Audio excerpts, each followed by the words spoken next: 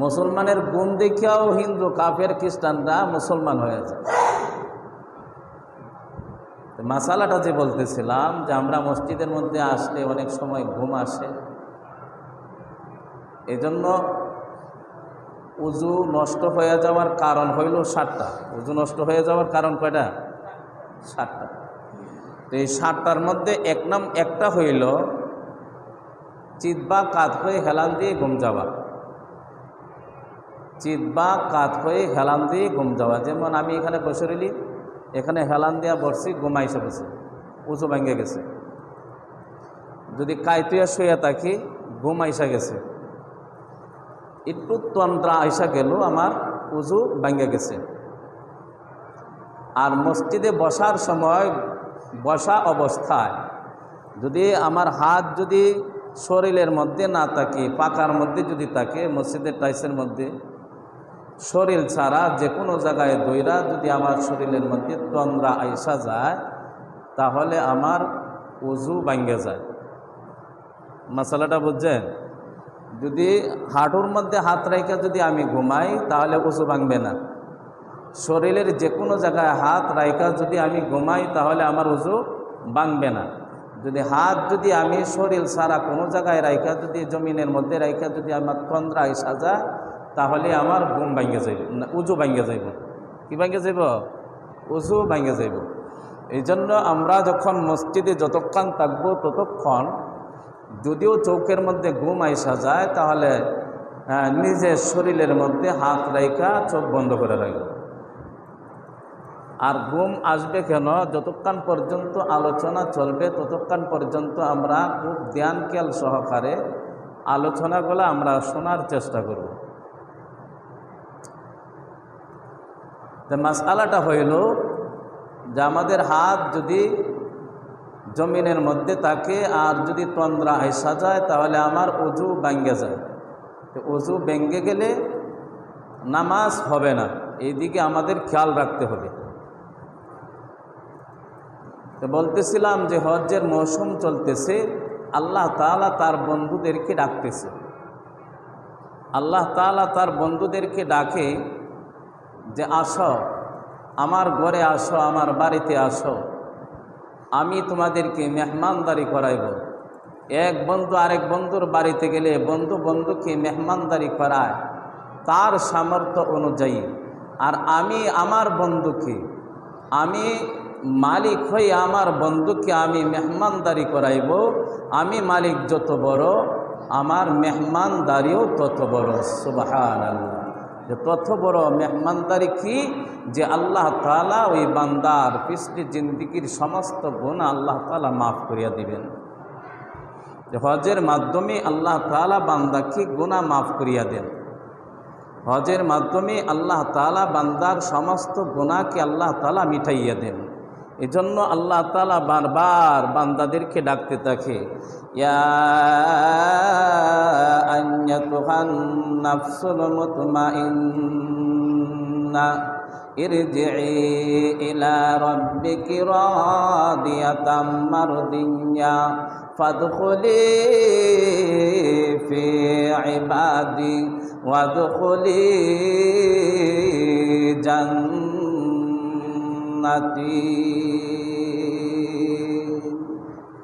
ইয়া আইয়ুহাল্লাযীনা আমানু উদখুলু, ইয়া আইয়াতুহান নাফসুল মুতমাইন্না ইরজিই, বান্দা তুমি আমার দিকে আসো, বান্দা তুমি আমার দিকে আসো। আল্লাহ তাআলা বান্দাকে মহাব্বতের সুর দিয়া মহাব্বতের ডাকে বান্দাকে আল্লাহ তাআলা ডাকতেছে, বান্দা তুমি আমার দিকে আসো, আমার কাছে আসো, আমার কাছে আসো, আমার কাছে আসো। হজের মৌসুম চলতেছে, হজের অবস্থাটাও এইরকম। আল্লাহ তাআলা বান্দাকে ডাক দিয়া বলতেছেন, বান্দা আমার ঘরে আসো, আমার ঘরের মেহমান হয়ে যাও, আমার ঘরের মেহমান হয়ে যাও। ইয়া আইয়াতুহান নাফসুল মুতমাইন্না, বান্দারে আমার দিকে আসো, আমার দিকে আসো। আল্লাহ তাআলা বান্দাকে বড় মহাব্বত করে ডাকতেছে, আয় বান্দা আমার দিকে আয়। ইয়া আইয়াতুহান নাফসুল মুতমাইন্না ইরজিই ইলা রাব্বিকি রাদিয়াতাম মারদিয়্যা ফাদখুলি ফি ইবাদি ওয়াদখুলি জান্নাতি।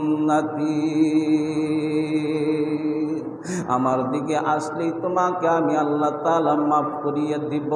আমার দিকে আসলেই তোমাকে আমি আল্লাহ তাআলা মহাব্বতের কোলে টাইনা নিব। আমি মহাব্বতের টানে তোমাকে আমি মহাব্বত দিয়া ডাকতেছি বান্দা, আমি তোমাকে বড় আদর কইরা ডাকতেছি। যদি আসো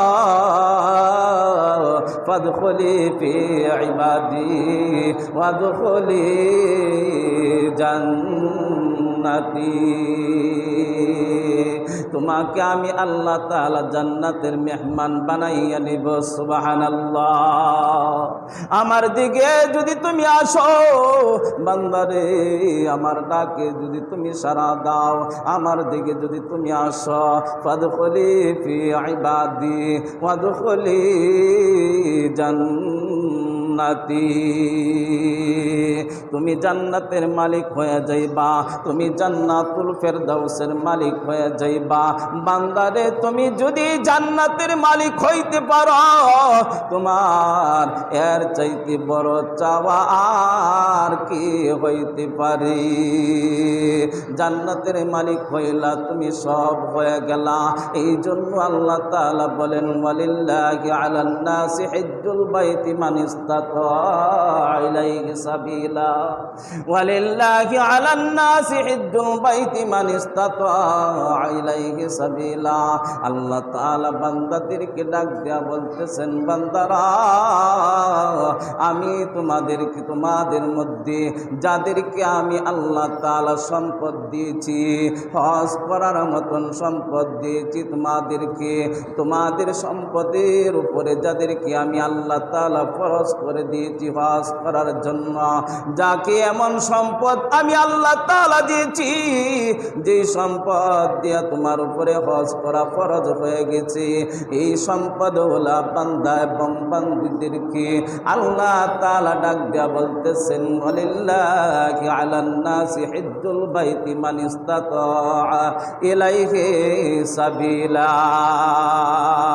তোমরা আমার ঘরের দিকে আসো, তোমরা আমার ঘরের দিকে আসো, তোমাদের উপরে আমি আল্লাহ তাআলা হজকে ফরজ করে দিয়েছি। এই জন্য আল্লাহ তাআলা যাদেরকে আল্লাহ তাআলা সম্পদ দান করেছেন, এদের উপরে আল্লাহ তাআলা হজকে ফরজ করে দিয়েছেন। এই আয়াতের আলোচনা গত সময় করেছিলাম, এই জন্য এই আয়াতের মধ্যে আর সামনের দিকে যাইতে চাই না। এরপরে হুজুর পাক সাল্লাল্লাহু আলাইহি ওয়াসাল্লাম বলে দিয়েছেন, ওয়াকালা আলাইহি সালাতু ওয়াসসালাম, মান লাম ইয়ামনাউ মিনাল হাজ্জি হাজাতুন যাকিরাতুন আও সুলতানুন জাইরুন আও মারাতুন হাবিসুন ফামাতা ওয়ালাম ইয়াহুজ্জা ফালইয়ামুত ইনশাআ ইয়াহুদিন ওয়া ইনশাআ নাসরানিয়্যা। হুজুর পাক সাল্লাল্লাহু আলাইহি ওয়াসাল্লাম হাদিসের মধ্যে ইরশাদ করেছেন, যাদেরকে আল্লাহ তাআলা সম্পদ দিয়েছে, যাদের উপরে আল্লাহ তাআলা হজকে ফরজ করে দিয়েছে, এরা যদি হজ না করিয়া মারা যায়, এদের উপরে আল্লাহ নবী বড় কঠিন কথা বলছেন। ধমকি দিয়া আল্লাহর নবী কথা বলেছেন, যাদের উপরে আমি আল্লাহ তাআলা যাদের উপরে হজকে ফরজ করে দিয়েছি, এদেরা যদি হজ না করে মারা যায়, আল্লাহর নবী বলেছেন, এরা যদি হজ না করিয়া যদি মারা যায়, হুজুর পাক সাল্লাল্লাহু আলাইহি ওয়াসাল্লাম এই হাদিসের মধ্যে ইরশাদ করেছেন, ওয়াকালা আলাইহি সালাতু ওয়াসসালাম, মান লাম ইয়ামনাউ মিনাল হাজ্জি হাজাতুন যাকিরাতুন আও সুলতানুন জাইরুন আও মারাদুন হাবিসুন ফামাতা ওয়া লাম ইয়াহুজ্জা ফালইয়ামুত ইন শাআ ইয়াহুদি ওয়া ইন শাআ নাসরানিয়্যা। হুজুর পাক সাল্লাল্লাহু আলাইহি ওয়াসাল্লাম বলেছেন, হজ ফরজ হয়ে যাওয়া সত্ত্বেও হজ করল না, এই ব্যক্তি ইহুদি হয়ে মরক বা নাসারা হয়ে মরক, আমি রাসূলের কোনো আসে যায় না, বলি নাউজুবিল্লাহ। হজ যার উপরে আল্লাহ তাআলা ফরজ করেছে, হুজুর পাক সাল্লাল্লাহু আলাইহি ওয়াসাল্লাম এদেরকে ধমকি দিয়া কথা বলেছেন, ইনশা ইয়াহুদি ওয়া ইনশা নাসরানিয়্যা, এরা যদি হজ না করিয়া যদি মারা যায় তাহলে ইহুদি হইয়া মরক বা নাসারা হইয়া মরক, এদের ব্যাপারে আমার কোনো আপত্তি নাই। আল্লাহর নবী তাকে সুপারিশ করবে না, আল্লাহর নবী কিয়ামতের ময়দানে তার দিকে রূপক্ষেপ করবে না, মহাব্বতের নজরে আল্লাহর নবী তার দিকে তাকাইবে না, যার উপরে আল্লাহ তাআলা ফরজ করেছিল কিন্তু হজ না করিয়া দুনিয়া থেকে বিদায় হয়ে গেছে। হজ না করিয়া দুনিয়া থেকে বিদায় হয়ে যাওয়ার কারণে আল্লাহর নবী আখির জামানার পয়গম্বর বিশ্ব নবী মুহাম্মদ রাসূলুল্লাহ সাল্লাল্লাহু আলাইহি ওয়াসাল্লাম বড় ধমকি দিয়া কথা বলেছেন, তুমি যদি কবরে আসো তুমি ইহুদি হইয়া আসবা না নাসারা হইয়া আসবা, এর ব্যাপারে আমার কোনো কথা নাই। কঠিন কিয়ামতের